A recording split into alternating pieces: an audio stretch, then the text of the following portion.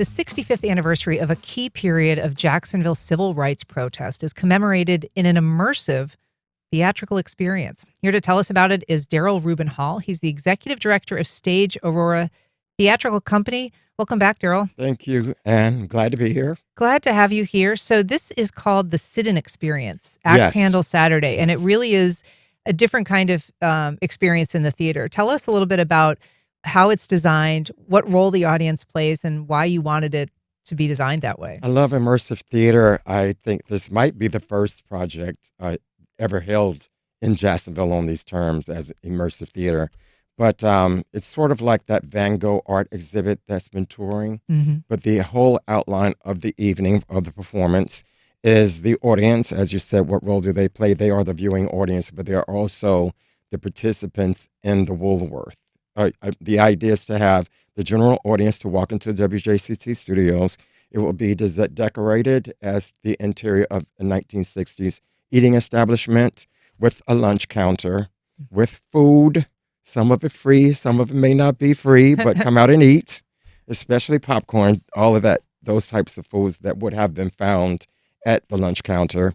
And then we have the reenactment of a group of Black students who come into the establishment. They approach the lunch counter, they sit, and then some of the chaos, it's reenacted with some of the language. But what I really love about the entire moment and this entire period is that afterwards, after all the chaos ends, the audience, we have a guest panel, the cast, the actors get together and talk about how to move into the future peacefully and not to repeat these types of incidents from the past. And so, as we mentioned, this is the 65th anniversary of Axe Handle Saturday, Yes. and that's obviously an incredibly dark day in this city's history, Yes. where students who were peacefully protesting ended Yes. up being chased essentially by a lynch mob. I mean, beaten Yes. with Yes. axe handles and baseball bats Yes. in a Yes. orchestrated response to the protest. Yes. And the students were trained to be silent, to not fight back, not to talk back, not to look them in their eyes. And I think that's like a lot of the power that we should practice today as well, to reduce some of the chaos that's in the world today between the different races, between social statuses, between whatever the issue might be. I think this moment, again, reflects a time that we need not repeat. Mm-hmm. And I think here in Jacksonville, we make gigantic strides on really pulling the city together through the arts. And that's what my organization, Stage Aurora, has always wanted to do. My slogan is Theater That Enlightens. So we've produced over 200 productions, all popular musicals. I think many of the listeners have attended. They may have attended my show last month out here. Dinner with Booker T was very well attended. And these are the types of things that I want to do now as I mature in my career. Mm-hmm. I'm not getting older, I'm maturing, but because I started out at Disney and now I'm doing all of this. So I think those strides is what my organization is about, Theater That Enlightens. And you mentioned strong language. It is also a difficult subject. So who is your intended audience here? Well, here's the thing, and I want to talk about this from this angle. And we had a rehearsal last night, it's Black and white actors.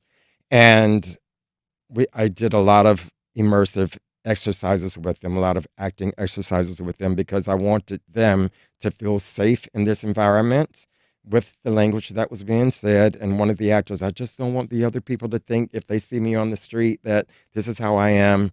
And we covered all of that because this is theater at the end of the day, Mm-hmm. as if you were going to the movie and you were looking at Mississippi Burning or any of those films. This here is live. And we had some tears shed last night. We had some emotional moments. I did ask each artist to share something in their life that would connect them with this experience. And quite a number of stories came up that was very, very touching.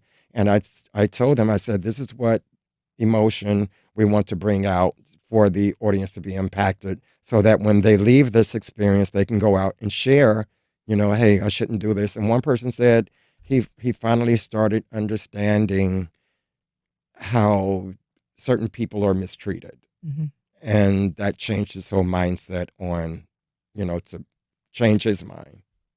Well, I know it is going to be a powerful production. It is Sunday, August 24th. It's here at Yes, WJCT Sunday. Studios Yes. at 3.